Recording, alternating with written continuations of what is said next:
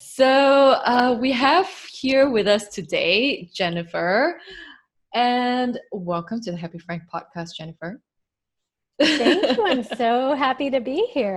And we were just Yeah, thank chatting a you. while ago that, we're in different parts of the world and, it's nighttime over there and it's morning over here the next day. So it's kind of wild and crazy all at the same time, but it makes so much sense, but yet it doesn't make sense. I know that's how I always feel Right, about time. right.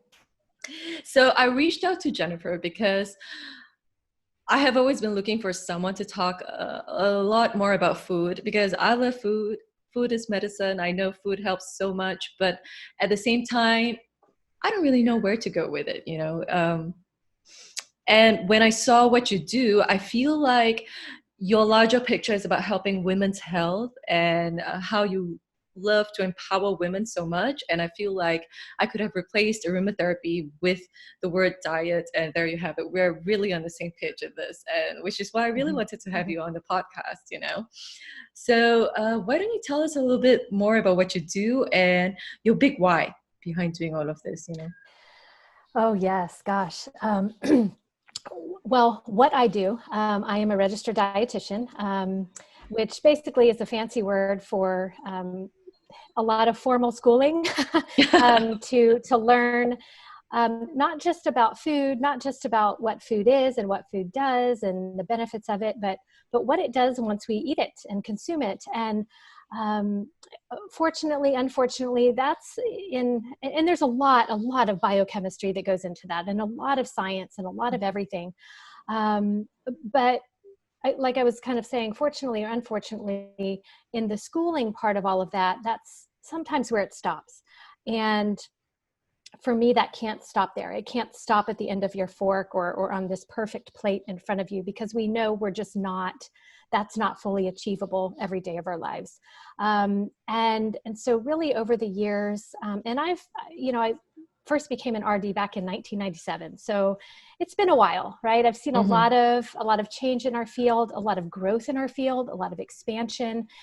And through some personal journeys of my own, which we're going to get into that, my why there, and even some of my children began to see the system, quote unquote, was not working, was not healing, was not seeing this person, me, my child, as a whole being. It was, we had this one thing that we were trying to zero in on, and here's this to fix it, or here's that to fix it, instead of stepping away and looking at the why behind that, right? Why is Right, this right. part of you Mm. not working like we want it to, and et cetera. And that's when I really kind of, and I was actually out of the field for a little while, with my children at home, ended up homeschooling them for a while, which was not planned, but the situation and life just kind of opened that up for us, and we took it and ran with it. But getting back into the field when I did, I knew I couldn't do it in the same way I started, and that's when I began to say, okay, how am I going to do this differently, and how am I going to use not just my knowledge but my passion for, yes, educating women, empowering them, but also just learning to be an advocate for your body, knowing that there are other options than maybe you've been given, Mm-hmm. and what are those options, and are those good for you, and things like that. And really kind of funneling back to my why. I worked for a long time with people kind of on a broad spectrum, a lot of autoimmune disease, inflammatory diseases, a lot of GI, gut inflammation, things like that, which could kind of full body manifest into everything from joint and muscle pains to headaches, migraines, to, full-blown autoimmune disease. And over time, and seeing more women in my practice. I have my own private practice, and seeing more women, seeing some commonalities that overlapped, as well as beginning to see myself in who they were, who I was years ago, with things like hypothyroidism, thyroid disorders that were kind of going undiagnosed, that they didn't know that was the problem, or they found out it was the problem and were told, here, just take this medication and you'll feel better, and they weren't. And then also beginning to see women with infertility, And those two things happen to go hand in hand, unfortunately, many times, because your thyroid is such a regulating kind of master gland in your body. And when that gets off, everything downstream, especially hormonally, becomes not well. And so I began to see that. And that's when I really kind of niched down my voice to those women. And if you want to use the word, you know, my kind of target audience is that now. I certainly see other people still. It's not that that's my one and only, but I really do specialize in that women's health area, specifically women who are, if they know, struggling with hypothyroidism, and also kind of that extended struggle of not being able to conceive, fertility struggles. And those were both part of my history. And that's kind of my why is I wish I had me back then. Right? And I wish I had the knowledge even for myself as a dietitian. We were not schooled in some of these things. I had to kind of learn this, I don't want to say the hard way, but the long way, because medical education was very by the book. It was very textbook back then. And we didn't know outside of that. And over the years, when we began to say look at what this does and look at what this nutrient does. And we begin to see deeper into not just food, but the hormone cascade of everything. You know, there was obviously something more to that I just began saying, wow, if I would have known this, and I do have children, I do have 3 children. So my fertility struggles were not ones that prevented me in the end from having children. It was not easy for me. But I know for a lot of my personal journey, I could have had a lot more joy in the process if I would have known of what I know now, which I hope is part of the gift that I give to women when I work with them, is to find that joy, to know you are not broken.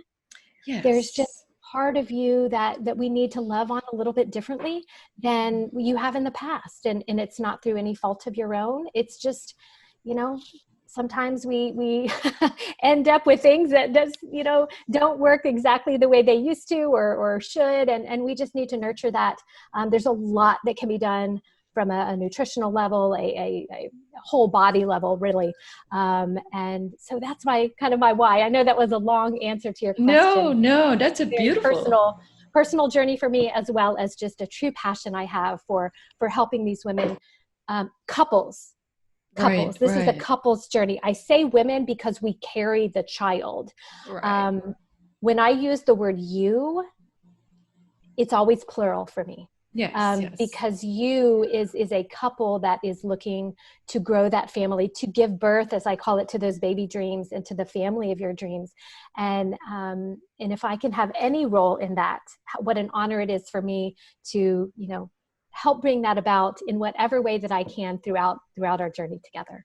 Yeah, and when a person gets well, it's not only, I mean, not to say get well, but when a person goes on a journey like this, it's not only affecting this person, but the people around it. It's not even only the family, right? But it's the entire community that you live in, your loved ones, how you respond, the kind of relationships that you have. You're more calm, you're settled, and it's just a whole cascade effect, And it's really interesting when you say how people use food for just one particular problem. It's almost like what I call in aromatherapy, we call it the Band-Aid approach. I have a headache, therefore I'm going to use XYZ essential oils for my headache without really understanding the why behind it, without taking yourself into the equation. Is that what you meant by that? A little bit, yes. And how I kind of broaden that view of us, and not just, putting that Band-Aid on the one little thing, because we always know symptoms, whether it's a headache, whether it's fertility struggles, whether it's joint pain, whether it's digestive problems, those are signals. Right. Those aren't necessarily always the problem. It doesn't, because you're struggling with your fertility, it does not mean your ovaries are shot and your fallopian tubes are blocked and this and that. It does not mean that. It means, what could it be? Yes. Okay. Yes. Most of the time it's not. The problem is not with your reproductive system. And Yes. that's the Yes. big question where we have to go, okay, where is that problem? Let's go backwards. Let's look at this lab. Let's look at that lab. Let's look at this panel, and let's see what is influencing, what is talking to this, in this case, your reproductive system, that's saying, hey, shut down. We can't have you working right now. And so, Mm. yes, when I say this kind of expansive look, the way I show my clients when I kind of begin working with them is, if you can imagine in your head a flower, a simple flower with a circle in the middle and then 6 petals coming off of that center. Mm-hmm. And that inside, that center part, that integral part of the flower is how I label nourishment.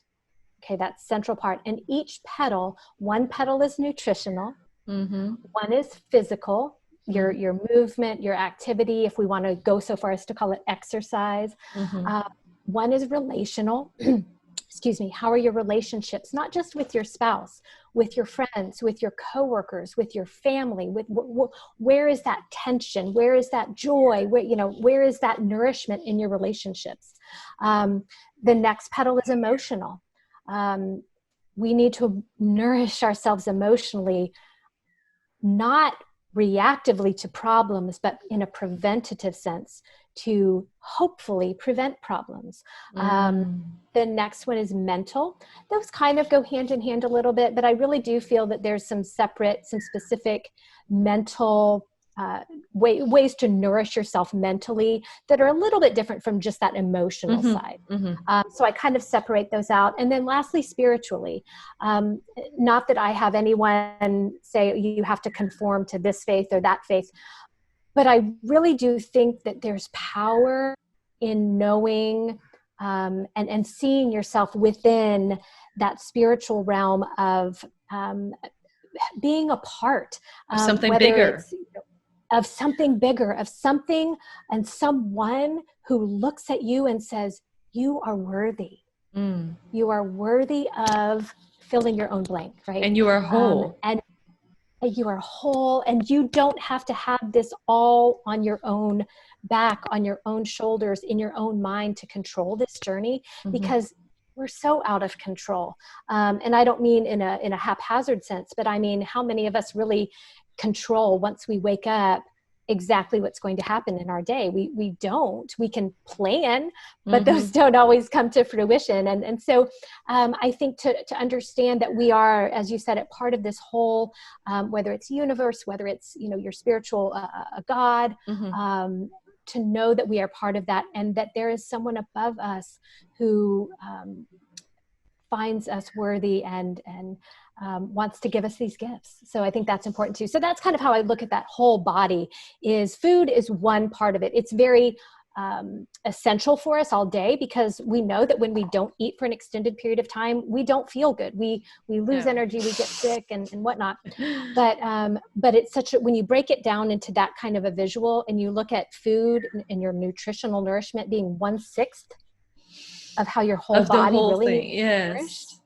nourished, then we got, okay, maybe this cookie, maybe this salad, maybe this whatever, doesn't matter quite as much as I'm making it out to be. And I need to work more on my emotional state coming to this plate. How do I feel about my meal? And anyway, so that's where that kind of whole body aspect of how I see a person, how I see a couple, how I see a woman, whoever it is, when I approach caring for them really at that foundational level.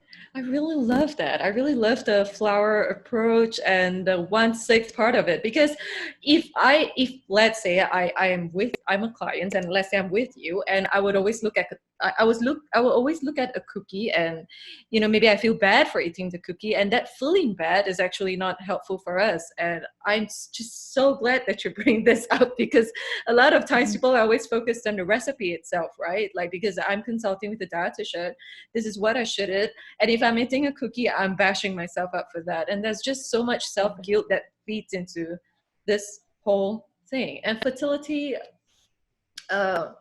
infertility is a huge rising issue. We've spoken about it a lot, and I was sharing with Jennifer that at least in Singapore, what I've heard, that the fertility clinics are at a wait list of about 3 to 4 months, and I mean, from my perspective, I always see that it has a lot to do with stress at the same time. And of course, the food that we take in as well. And maybe you could speak a little bit more about food and thyroidism, or maybe I should say, what are the symptoms I should be aware of if let's say I'm trying to conceive, and yeah, what are the symptoms I should be aware of to fall back onto the fact that maybe my thyroid is a problem over here, or is that a Yeah.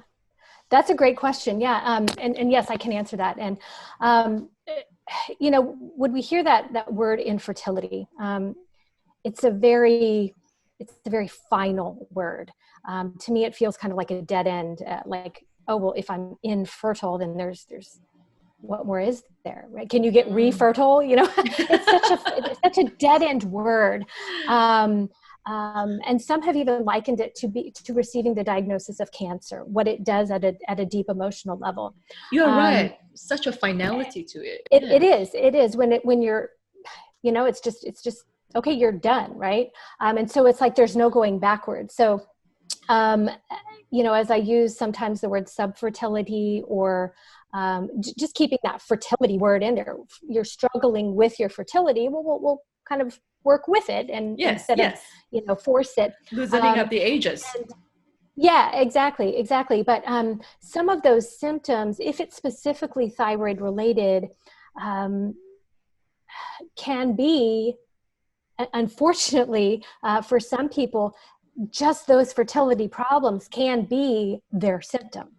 And what I talk with a lot of women about too, as I meet them initially, and they've had these kind of sensational fertility workups of, probing this and looking here and ultrasound here and lab work every other, more than, we've got hormones to go with it, right?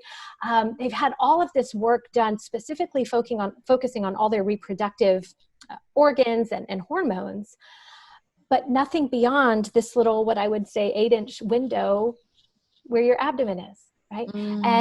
And so when we say, oh, you're not ovulating, or you don't have a good ovarian reserve, or, enough eggs in there, your eggs are of low quality, and we say it's just a reproductive problem. Well, again, let's go backwards. What's talking to that to say, stop making eggs? Your thyroid, it's a really great, I call it the master gland, but also this kind of guard for your whole body. And its job is to keep you pumping, to keep, it's what governs our metabolism. And that's a fancy word for helping your cells use energy.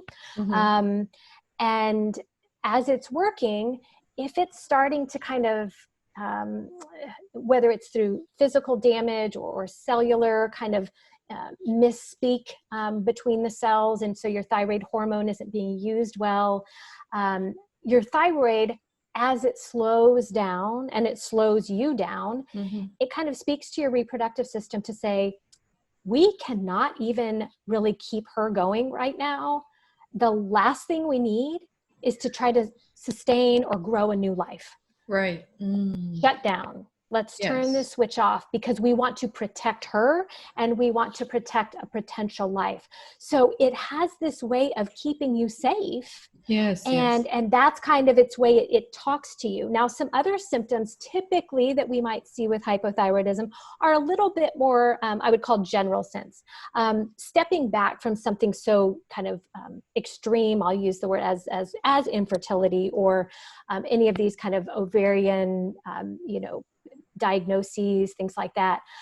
We could step back to say just menstrual irregularity. My menses started, and then after this long, I went 30 days and then 40 days, and then I didn't have one, and then I stopped ovulating altogether. So sometimes just menstrual irregularities can be a symptom, of thyroid problems. We can go a little bit more general outside that, even more kind of menstrual window, and extreme fatigue. Is that not something for so many things, right? So we kind of blow that off. Hair loss. Of course, the typical, some people will say weight gain. I never personally had that when I was struggling with hypothyroidism. My weight wasn't an issue. excuse me. But some of these other things, slow digestion, a lot of constipation. Again, it's everything that can slow down in your body. Your heart rate can slow down. We can see low pulse. We can see low temperature, because again, it's this, think about a car engine. If it can't get revved up, it's never going to heat the car up. Same with your thyroid. If it can't rev itself up and it's just struggling, it will not be able to keep you even warm enough. So low temperature, that makes you feel cold extremities. So that's kind of going a little bit more general out into some general symptoms that we might with hypothyroidism that might be seen as, oh, it's just, this or that, or again, coming way back to the reproductive things. Women that are told all of these problems, quote unquote, with reproduction, it might not be a reproduction system at all. It could be backed up to these other hormones that talk to each other. Hormones are influencers. They give a message to somebody, and then that somebody goes and sends the message here, and then that message continues. It's kind of like a game of telephone that we used to play as kids. And when that message gets delayed, or that message gets not even delivered at all, everything down the line can begin to suffer. So that's why it's really important, if you are for any length of time, struggling with these fertility issues, which some physicians are a little bit more eager, and they will intervene with kind of more some medications or things like that a little early. Some will wait, a year or more to say, just keep trying, just keep trying. Well, when your cycles aren't regular, when you're not ovulating, how can you plan?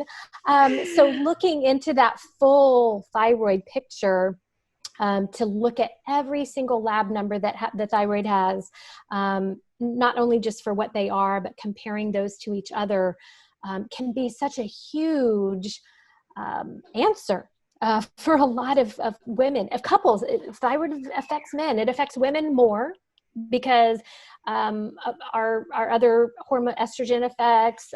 There's other things that affect your thyroid.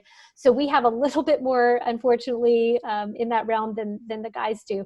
But I know some men with hypothyroidism, and it will affect sperm quality. It will affect some of those things of reproduction. Sperm DNA, the sperm don't get fully developed, and so we might have active fertilization, and yay, we're pregnant, and then all of a sudden there's a miscarriage or something, and it's actually the sperm's problem. It's not the woman's.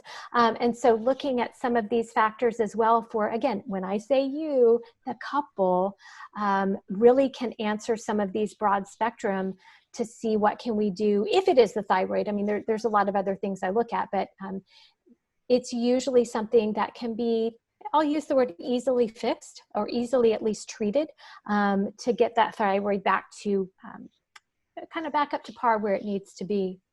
Hearing from you, it feels like to me that the body is really just conserving energy when it knows it's going through something, and therefore a lot of these things are not working, like the metabolism, it's not that great, the body's temperature, like it feels like the body is trying to conserve and just keep you going day in, day out, doing what you do and not add anything more to it.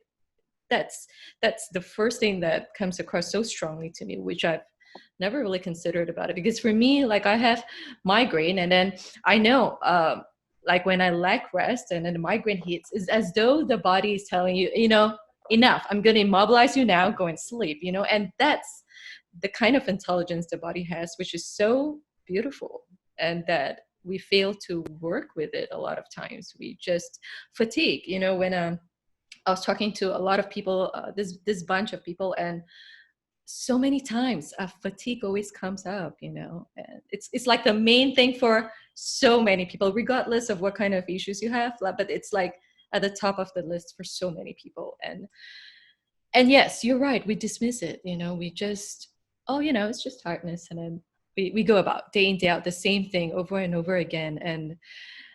And I can't imagine the kind of stress that on top of everything, and you get this kind of diagnosis, and then you go like, yeah, like you said, I'm just going to keep trying. And it's just so stressful for the relationship as well, right? Like, and for sure. Yeah. For sure. And it's always, you're always wondering, is it me? You know, what is going on? And you're trying to do so much at the same time. That must be so Mhm. painful. And then, so is there any point in time when, let's say, you get the diagnosis back and everything seems normal, but yet you are still you can't conceive? Do you encounter with? That is a super question as well. The short answer is yes. And that's kind of where we have these stepping stones of, okay, well, let's look into this. And okay, well, and I use the word normal carefully too. Yes. And here's a plug. Here's a Oh plug. gosh. Everyone who ever gets their labs done, if a doctor calls and says, oh, everything was normal, here's the next thing you say. Will you please send me my labs, or will you please upload them to my, my portal so I can print them out so you have those and you can see what do they mean by normal? Right. Because there's a big range for normal on so many of these things. And so that's what we have to be careful of too, is and that's not always the job of us as a patient, right? The doctor, Right. That's why we go to these physicians or practitioners, whoever they are, to tell us, hey, it's not normal. It's, here or there. And, but at any rate, seeing those for yourself to know what normal is, or fine, another way that Yes. but yes, there are times when things will come back within kind of normal, or what I'll say optimal levels, really, where we really want to see them within that larger normal. We kind of taper that down into a smaller range, to where we really want to see it. Um, Within the thyroid realm, yes, those can all come back in that area, and still there can be, fertility struggles. It could be branching then into some nutrient deficiencies, vitamin D, some of the B vitamins. It could be related to another side of inflammation. When your body is constantly in an inflammatory state, whether it's GI related, or anywhere within the body, and we have this the first stages of pregnancy are it's really truly miraculous, what our body as women are able to do to create this life at this very, very early stage, because it is in those beginning days seen as an invader. It's new. It's something that is implanting itself right in our tissue, and that's not, let's use this word again, normal, right? Things don't just come into us and attach and grow, unless we've got some parasitic infection. Not ever would I relate those two as far as a developing baby, but it is a very, very crucial first part of that implantation, when the body has to go through this, wait, something's new here. Do I protect this? Do I attack it? What do I do? Well, if our body's in this constant inflammatory state for other reasons, maybe not thyroid related, it can see any new something like that as an invader and kind of start to attack it. And that's when we might see very early miscarriage, or maybe just even an unsuccessful, whether it's an assistive treatment like an IVF, just what people call failed treatments. I don't like that word either, but just an unsuccessful one, or even naturally trying to conceive. They just didn't conceive this month. It could be a very, very early just implantation problem because of this inflammatory state within the body. And again, that could be any number of reasons. So that's why I kind of go beyond just the thyroid to look at if women have not already had this done, and again, males as well, because all of these factors come in for them in some kind of way, to look at this broader spectrum of labs to see where you are. Are you metabolizing your B vitamins? Things like folate, especially folate. We hear that as women, take your folic acid, take your folic acid. Folate and folic acid are a little bit different. We don't have to go on that tangent, but if you are not able to break that down well within your body, that is needed so much in the very, very early stages of pregnancy for that massive DNA replication. that goes on in the egg and in the embryo. And then as it, again, in those very early stages, massive growth within this cell and within the embryo and baby as it grows in those early weeks. And if we as women do not have enough in terms of stores, or what we're taking in supplement form is not the right form, and it's basically like, I'm not giving you anything, and we don't have enough, again, your DNA can only replicate up to a certain point, and then it goes, hey, I'm out of resource here. I can't do this anymore. And that could be a reason for miscarriage, just because your nutrients aren't up to par. So we look at things like that. I look very deeply into prenatal vitamins. Let's make sure that you're getting the right forms of these vitamins and minerals, and how much of them in relation to each other. So your body is getting something that it knows what to do with, and it's not getting puzzle pieces from, puzzles that don't match and don't go together, that it can't utilize. So those are some other things. One other thing that I like to test women for, if they have not been tested, is celiac disease. I don't know how prevalent that is, in your area, in Singapore and within, communities there. It's much more, I don't want to use the word up and coming, but I have done a number of tests on people who, I don't have that. Like, I'm fine. I feel fine. Well, guess what?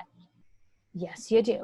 Or they at least have the genetic makeup for it. The inflammatory markers might not quite be as affected yet, but genetically they are wired for celiac disease. Their body just hasn't flipped that switch on. Mm-hmm. And so we say, okay, let's remove gluten. Let's fine tune and individualize your nutritional intake.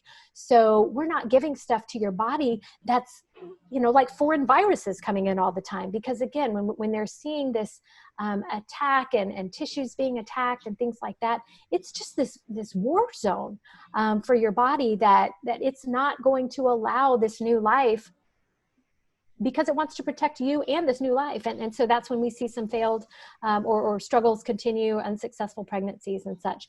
So it goes way beyond thyroid. And I would venture to say, if we do all of these, labs, and every single thing is truly normal and within optimal, then we just have to kind of, then it could be, maybe there is a structural problem. Maybe there is something more, but at any rate, these can answer a lot of questions. Yes, I would think so. Women, couples don't always even know our questions to ask. Right. Because in the conventional reproductive or even just general OB sense, at your OB, they're not asking things like, have you ever been tested for celiac disease? Or let's look at a full thyroid panel, or let's check your vitamin D level. Or they're not looking at these as possible contributors to the problem. And that's really what we need to start doing before we allow really couples. And I use that word allow because knowing what I know about what could be these possible hangups, to allow them to continue this journey without this information about their own body. And if we do find out that everything's great, what is that we can have? All right, well, let's focus our energy somewhere else and we'll go from there. But at any rate, again, kind of another long answer to that in terms of, could things be normal? Yes, in a lot of ways they could. But a lot of times we will find something to kind of work with and fine tune a little bit. This celiac disease, can you get it tested at a lab?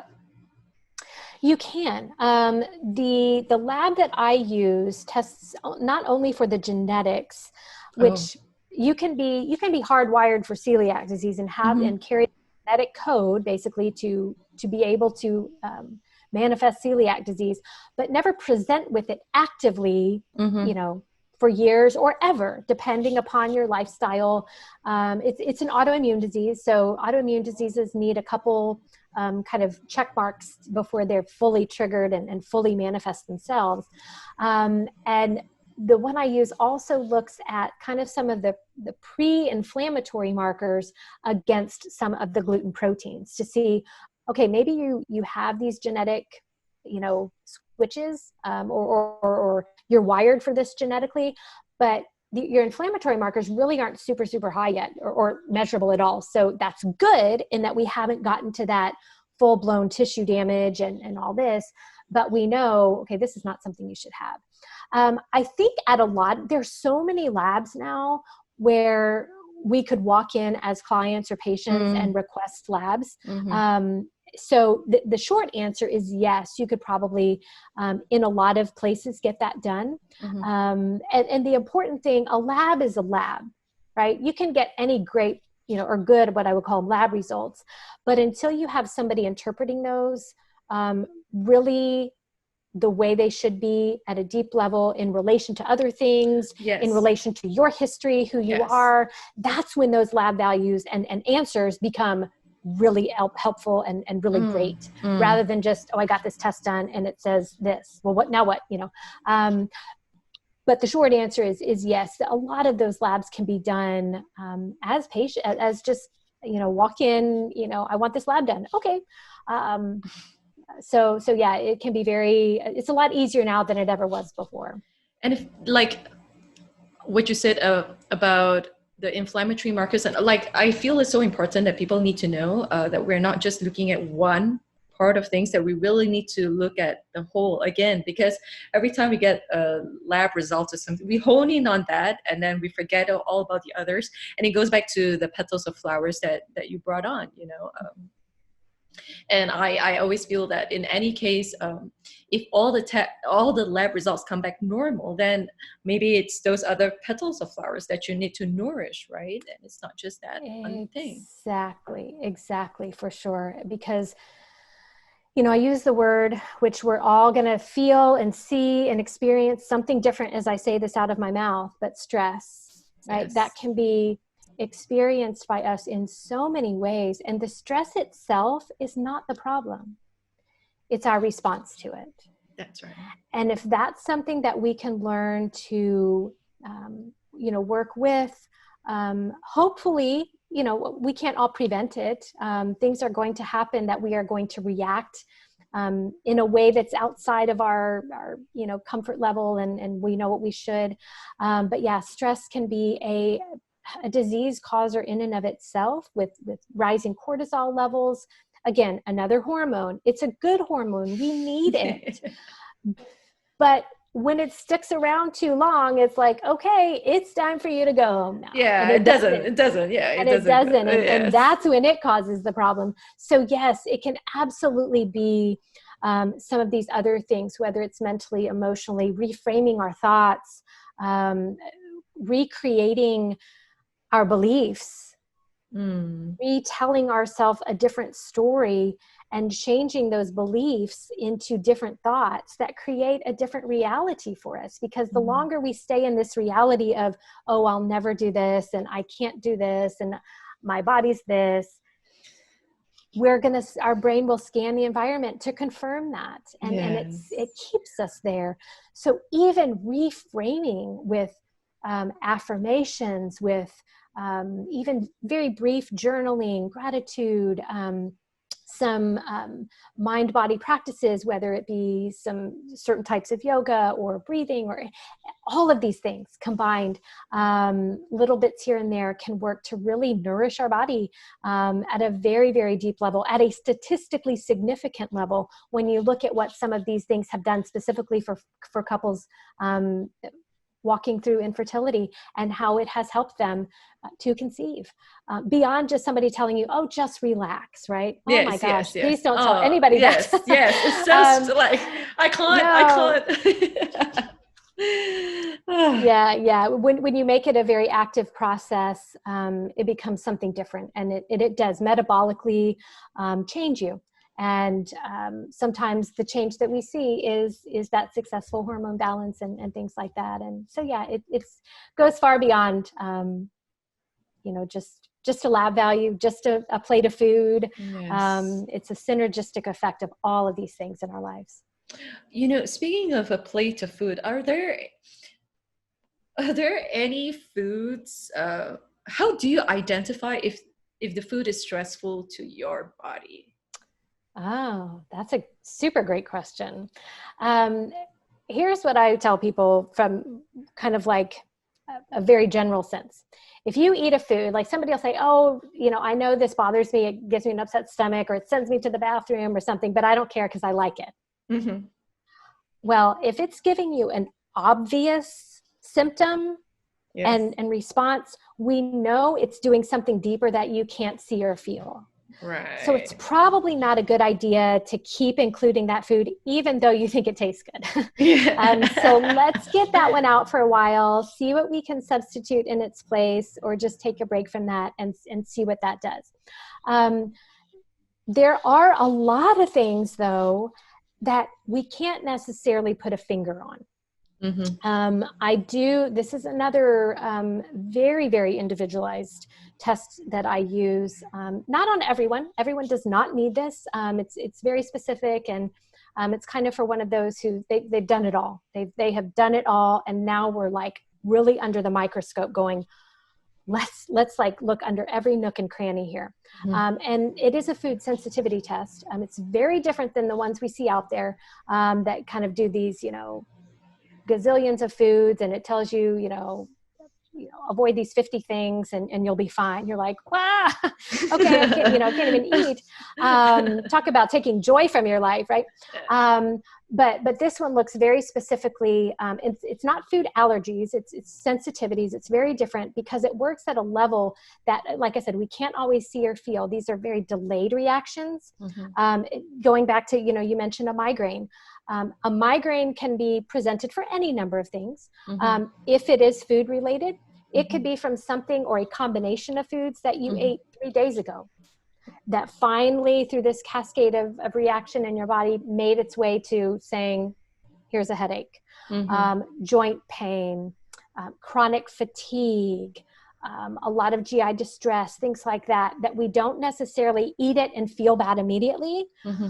All of a sudden, we're just one day, we're like, golly, I'm really this, or I'm really that all the time. Maybe it's a symptom that never goes away because it's something that we're eating all the time and we don't even realize it. So there can be these things that are hidden without, like I said, without testing. I don't know.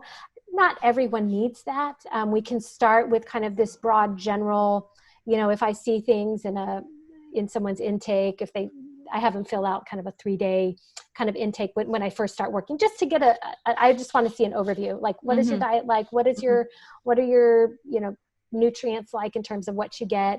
And if I see some real red flags there, I'll say, well, let's fine tune this and that.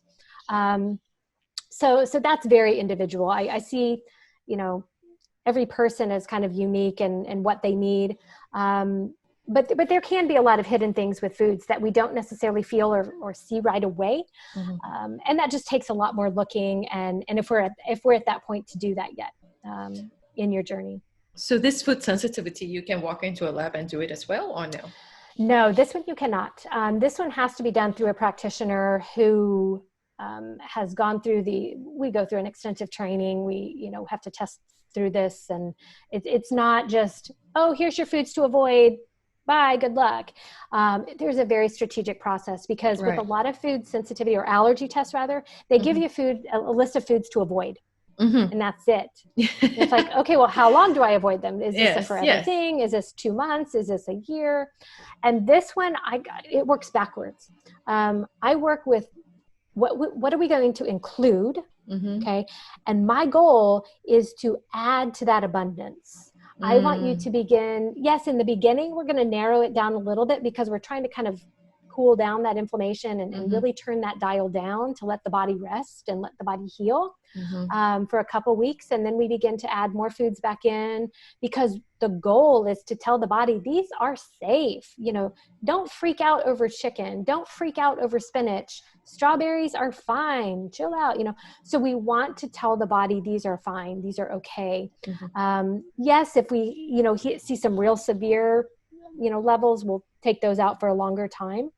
But there is a process to this in terms of how I want to again, look at nourishment throughout this whole journey rather than just taking things away from you. So this one in particular, you cannot, now there are ones that you can order online and such, but I mean, I don't know, no harm or foul, but those just aren't the ones I would use. They are not as specific as this one. They are not as individualized and kind of give the same information as this one does.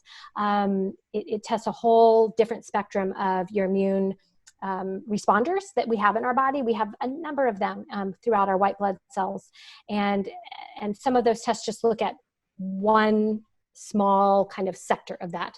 And this one is looking at the whole broad spectrum of your white blood cell response, not just who shows up to fight the battle, but how much ammunition are they putting out, right?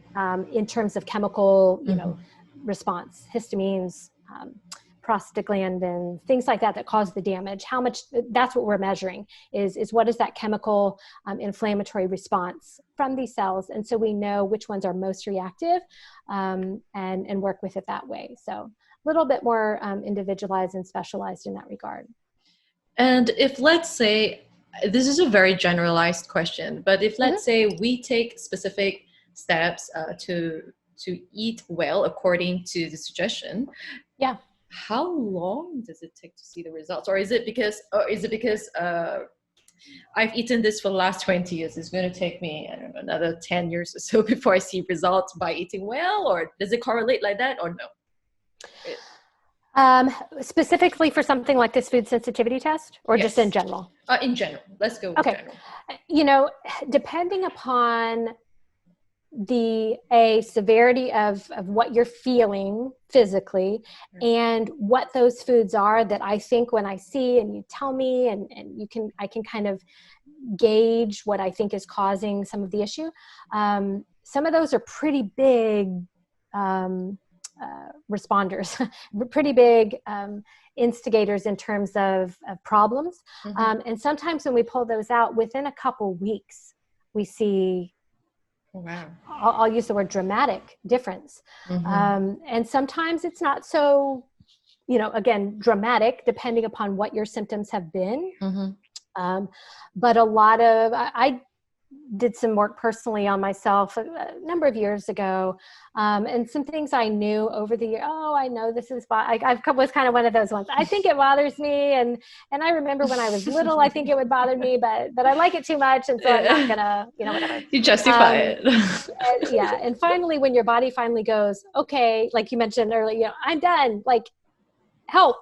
Send help because I'm done. I went, okay, I need to really hone this in for myself. And I did, even within a couple weeks, I was like, you don't realize some of the problems you had because we've normalized them so much. It's normal to feel this way after a meal. It's normal to, either not go to the bathroom ever or go to the bathroom this much, or it's normal to have a headache every day. It's normal to. And when you go through this process of really, just transforming at an individual level what your body needs and doesn't need, what foods are working with your body, what foods are working against, let's work with that. I, for myself, even in my profession, I went, oh, okay, I get it now. And some of those foods, you don't even want to go back to them anymore. Because you know what it does. Yeah, it does. You know how it makes you feel, and it's like, what? There is so much food out there, and to narrow it down to one or two that it was, for me it was just my health was more important. But yeah, some people can feel really dramatically different within days to weeks, on some of that. Wow, days to weeks. Even though it has been with them for like the last 10 years or so. Wow. Absolutely. And that just goes on to show how adaptable the body is, right? And it does so much to protect us, right? Like it has, again, that intelligence. I'm just so amazed at the body in general, like how it heals. We are, our body has one job, and that's to keep us alive. And to keep us safe. So I guess to keep us safe and keep us alive. And it's going to do everything in our power to self-heal. And when we're not, that's when we know, there's something that's not going on here, or not going right. Let's back up a little bit and find that hang up. And, as I explain to people too, your body's not a bank account. You don't just put food in and you just get stuff out for it, right? You don't just put the stuff in at the beginning of the day and at lunch and at dinner, and then we get out our productivity. We're a chemistry lab of, we put a little bit in and it goes and does these things. And then those things cause these things. And then those things cause these things. And there's just this constant response, especially as women. If you've ever looked at a women's monthly hormonal chart, oh my gosh, we're different people every day. Like literally every single day. So affected. We're like, who am I today? Do I want to be with me today, or I'll wait till next week? So we are very, very cyclical beings. We are very, our bodies are just these miraculous places for us to grow, to live, to nourish, to find all the joy, and really just live the vital life that we're all just meant to have and want to have. And when that's not happening, we've got to keep looking deeper to help the body kind of unclog itself wherever that is, or just kind of reignite that life that we know it's made to strive for. That's beautiful.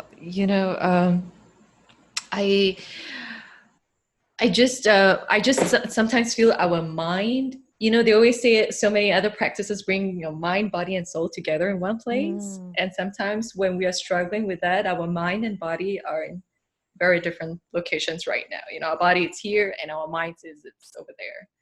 And I think that's a huge struggle for every one of us. A lot of us.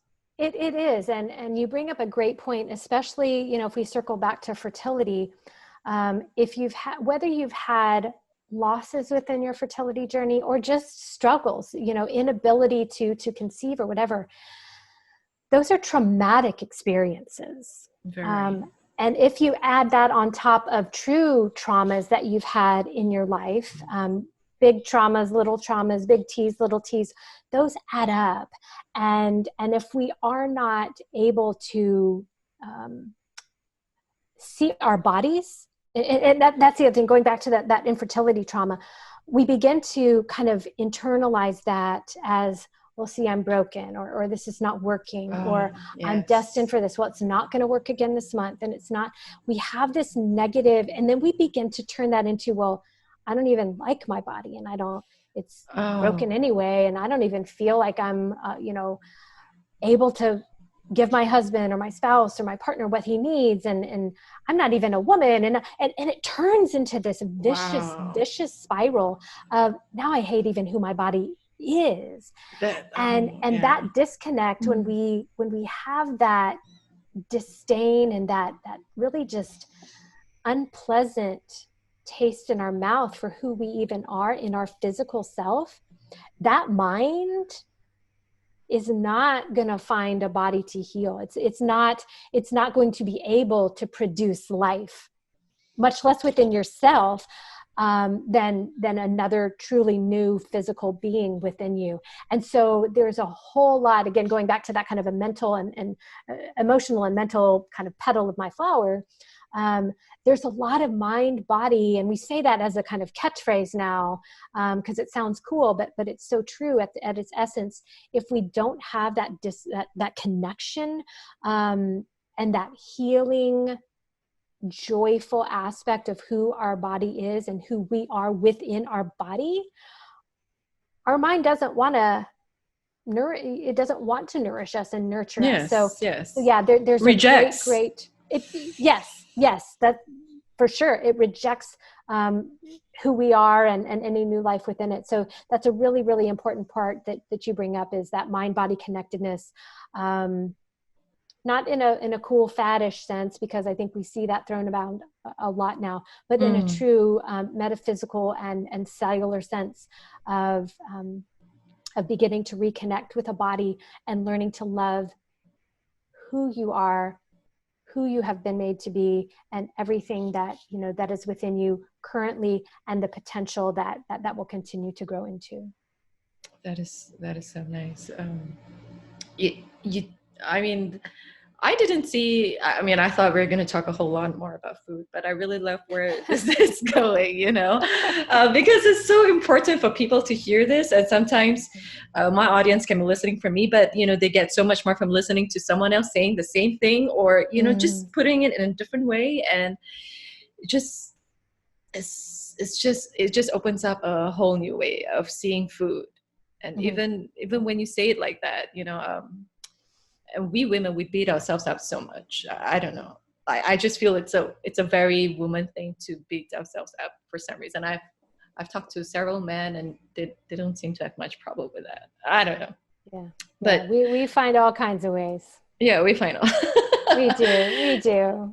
Yeah. So my last question is really about people who are trying to conceive. And again, we are not in the field of, we do not want to generalize, but is there some notorious foods when they're trying to conceive, they can't conceive, and it's because of hypothyroidism, yet they're not particularly aware. Now that they're aware this is a possibility, is there one or two notorious foods that you would like to talk about? Yeah. To start with, yes, in a very broad sense. Yes. What I'll say no to, though, is there's no what I would call fertility diet. Yes. Or fertility food list. There's nothing like that. What I would say is let's bring it back to real, whole food. As much as you can, look at that food and know whether it's in its raw natural state, or I can totally envision where this came from and what it used to look like when it was growing, or walking the fields or whatever. Right. The further we get from what it was in its natural state, the harder our body has to work to say, what is this, right?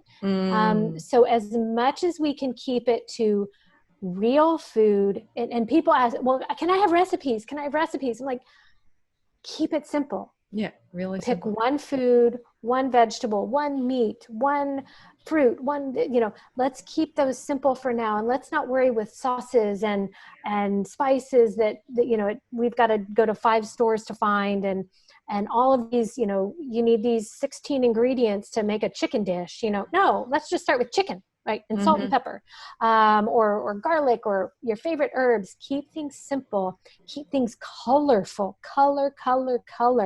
The rainbow of nutrients. I tell people, try to get, in fact, I have a little kind of chart I use for some with all the foods produce foods divided up into different colors. Because I think we get into this kind of rut of, well, I eat broccoli and carrots and broccoli and carrots and broccoli and carrots. And it's like we forget about all these other beautiful, vibrant colors that are out there. And when you see this list, you go, oh yeah, I forgot about, pomegranates, and I forgot about butternut squash, and I forgot about, all these colors that we can add, and trying to get at least one of those colors, that whole rainbow every day, maybe even 2 a day. So keep things colorful, keep things real, keep things simple.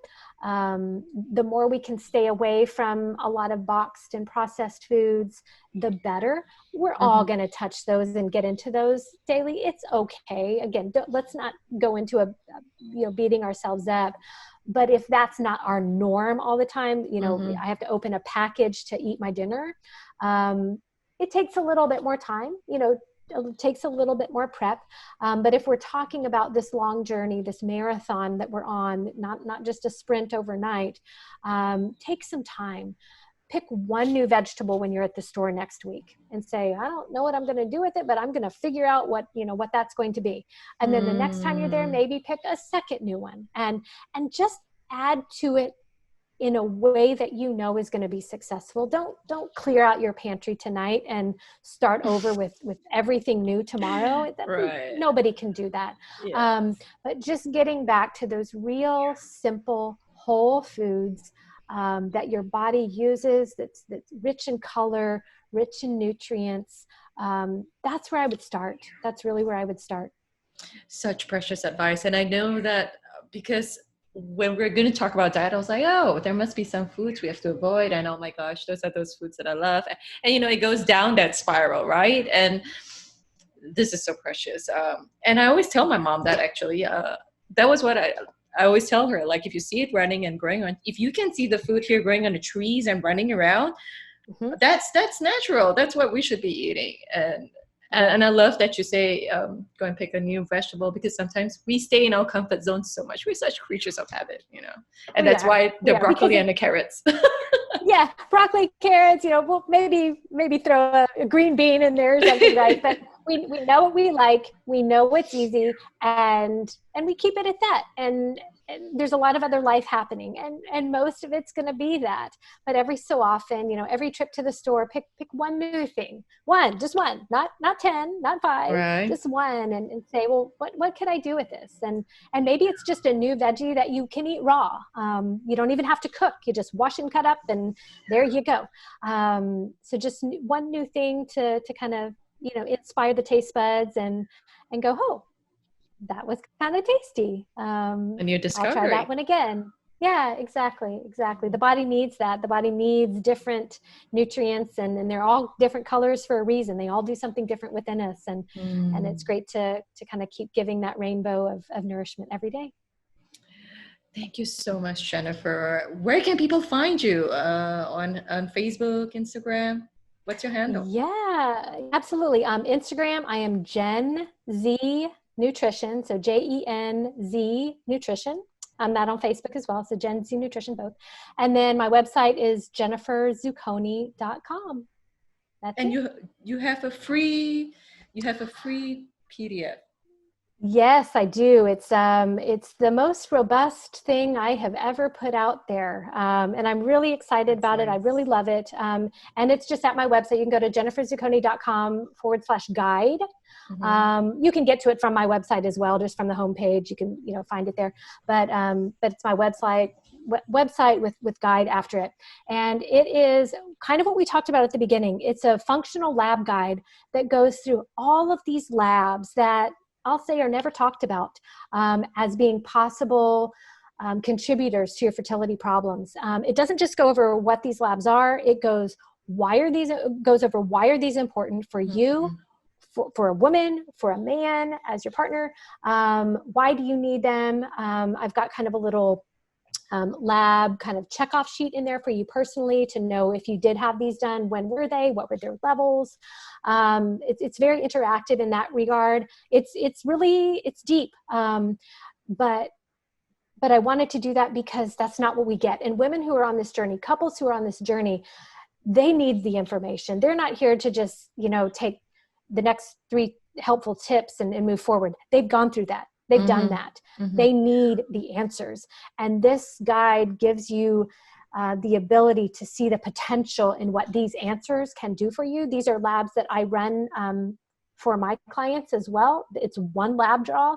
It's not sending you to all these different labs. It's easy. So yeah, that's what that guide is. And it's really, I hope helpful for a lot of couples who maybe didn't realize that these could be possible, contributors to their struggles. That is so great. So for people who are trying to conceive, please go on to Jennifer's website. We'll put it down in the show notes. Connect with Jennifer. Super. And please just go and look at the PDF. I think it's so great. I don't know.